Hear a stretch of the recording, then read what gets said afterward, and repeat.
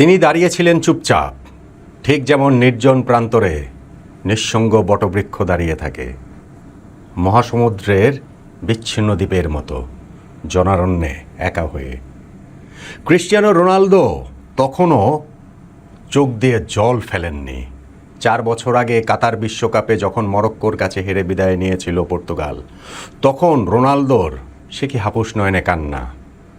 আর আজ যখন স্পেনের কাছে হেরে বিদায় নিল পর্তুগাল, যখন ক্রিস্টিয়ানো রোনালদো নামের একজন মহিরুহের শেষ অধ্যায়টা আমরা দেখে ফেললাম বিশ্বকাপের মঞ্চ, কে জানে হয়তোবা পর্তুগালের জার্সিতেও। ইন্টারন্যাশনাল ফুটবল ইতিহাসে সর্বকালের সর্বোচ্চ গোলদাতা হিসাবে তার পথ চলাটা যখন থেমে গেল, তখন তিনি মাঠের মাঝখানে চুপচাপ দাঁড়িয়েছিলেন অনেকক্ষণ। চারপাশে স্পেনের সেই উৎসবের গর্জন, গ্যালারিতেও সেই উচ্ছ্বাসের ঢেউ। অন্যদিকে পর্তুগালের স্বপ্নভঙ্গের ভিতরে তার সতীর্থরাও রয়েছেন আশেপাশে। কিছুক্ষণ পর একে একে আসতে থাকলেন অন্য সতীর্থরা। ক্রিস্টিয়ানোকে সান্ত্বনা দেওয়ার ভাষা তো আর তাদের নেই। কিন্তু পর্তুগালের হয়ে গত এই 2 দশকে যা করেছেন ক্রিস্টিয়ানো রোনালদো, বিশ্ব ফুটবলের মানচিত্রে যেইভাবে পর্তুগালের নামটা আবারও তিনি তুলে এনেছেন, সেই রোনালদোর শেষটা হলো বড্ড করুণভাবে বিশ্বকাপের রাউন্ড অফ 16 থেকেই। বয়স 41 হয়ে গিয়েছিল। এই বিশ্বকাপ তিনি খেলবেন কি খেলবেন না, খেলা উচিত কি উচিত না, এটা নিয়ে অনেক কথাবার্তা হয়েছে। এমনকি বিশ্বকাপ চলাকালীন সময়েও তার পারফরমেন্স বারবার আতশি কাচের নিচে এসেছে। পর্তুগালের হয়ে তার স্টার্ট করা উচিত কিনা, এই প্রশ্নটাও শুধু এই বিশ্বকাপ জুড়ে থাকেনি, মহাকালের কাছেও তোলা থাকবে। যতবারই এই বিশ্বকাপে পর্তুগাল পারফরমেন্স ব্যবচ্ছেদ করা হবে, ততবারই মনে হবে ক্রিস্টিয়ানো কি দলের বোঝা হয়েছিলেন কিনা। কিন্তু যখন তিনি বিদায় নিচ্ছেন, তখন সেই বিদায় বেলায় পর্তুগাল শুধুমাত্র তাদের ফুটবল ইতিহাসে সর্বকালের সেরা ফুটবলারকেই মিস করবে খুব বেশি করে। ক্রিস্টিয়ানো এরপরে তিনি কোমরে হাত দিয়ে দাঁড়িয়ে থেকে দর্শকদের দিকে যখনই হাত নাড়লেন, তারপরেই তার চোখের জল এলো। তারপরেই সেটা আমাদের চোখে দৃশ্যমান হলো। চোখ মুছে মাথা নিচু করে টানেলের ভেতরে ঢুকে গেলেন ক্রিস্টিয়ানো রোনালদো। ঢুকে গেলেন তিনি ইতিহাসের পাতায়। আন্তর্জাতিক ফুটবলে ক্রিস্টিয়ানো রোনালদোকে হয়তোবা এই শেষবারের মতো দেখলাম আমরা।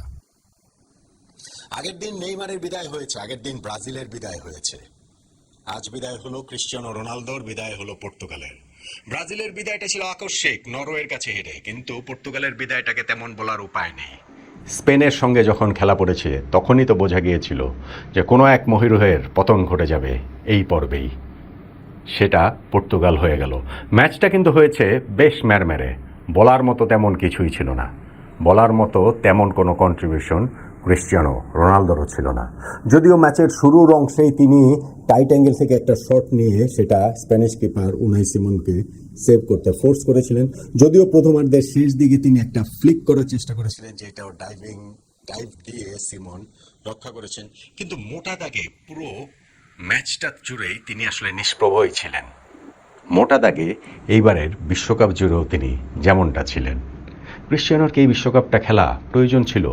পর্তুগাল এবার যেই টিম, সেই টিমটাতে এই প্রশ্ন বারবার আসবে। কিন্তু একই সঙ্গে বাছাই পর্বে তার যে পারফরমেন্স, ওয়ার্ল্ড কাপের শুরু করার আগে ওই সময়টাতে ক্রিস্টিয়ানো রোনালদোর এই ওয়ার্ল্ড কাপটা এত বিপন্ন যাওয়ার কথা ছিল না। তাতে তো পর্তুগালের বিশ্বকাপটাও এত আগে থেমে যাওয়ার কথা ছিল না।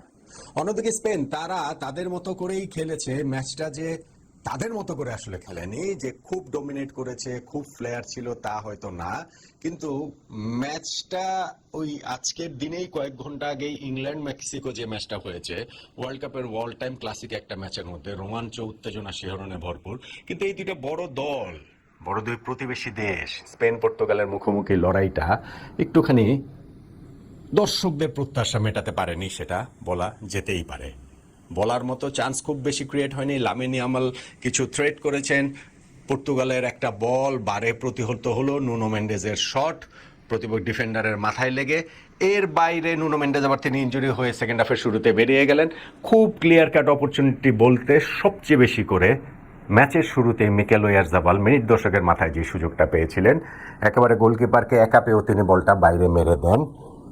কিন্তু ম্যাচটা মনে হচ্ছিল যখন অবধারিতভাবে এক্সট্রা টাইমে এগোচ্ছে, এবং তখনও ক্রিশ্চিয়ানো রোনালদো মাঠে 5টা পরিবর্তন কোচ করে ফেলেছেন রবার্টো মার্টিনেজ। রোনালদোকে তারপরেও রেখেছিলেন।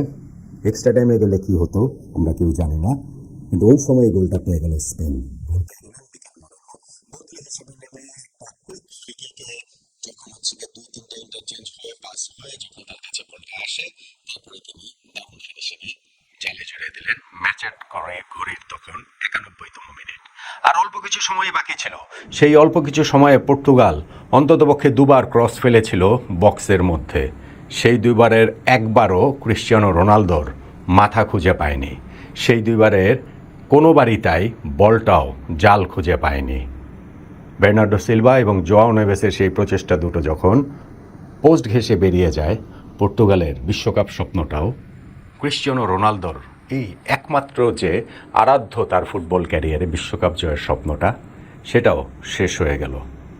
রবার্টো মার্টিনেজ তাদের কোচ, তারও অধ্যায়টা এর মাধ্যমে শেষ হয়ে গেল। বিশ্বকাপ ফুটবল থেকে যখনই এখন আমরা সামনে এগুচ্ছি, একে একে বড় বড় দল তো ঝরে পড়বে, এবং একই সঙ্গে, সেটাই হওয়ার কথা, একই সঙ্গে এরকম কিংবদন্তিদেরও বিদায় দিতে হবে। Cristiano Ronaldo world cup performance, তার 27 ম্যাচে 11 গোল। নকআউট পর্বে এইবারই প্রথম তিনি গোল করেছেন। কোনো সময় পর্তুগালকে নিয়ে এমন কোনো কিছু তিনি করতে পারেননি। ক্লাচ পারফরমেন্স বলতে 2018 বিশ্বকাপে স্পেনের বিপক্ষেই তার সেই হ্যাট্রিক। এর বাইরে ওয়ার্ল্ড কাপ নিয়ে রোনালদোর অনেক অনেক গর্ব করার মতো যে গল্প রয়েছে তা না, কিন্তু পর্তুগালের ফুটবল ইতিহাসে তিনি নিঃসন্দেহে সমকালীন ফুটবল ইতিহাসেও অবশ্যই গ্রেটদের একজন হিসাবে থাকবেন, যেই গ্রেট বিশ্বকাপে কখনোই সেইভাবে আলো ছড়াতে না পারার আক্ষেপে নিজে যেমন পড়বেন, ঠিক তেমনিভাবে তার অসংখ্য অগণিত ভক্ত সমর্থকদেরও পোড়াবেন। বিদায় ক্রিশ্চিয়ানো রোনালদো, বিদায় লেজেন্ড। ফুটবল, বিশ্বকাপ ফুটবল আপনাকে নিঃসন্দেহে মিস করবে।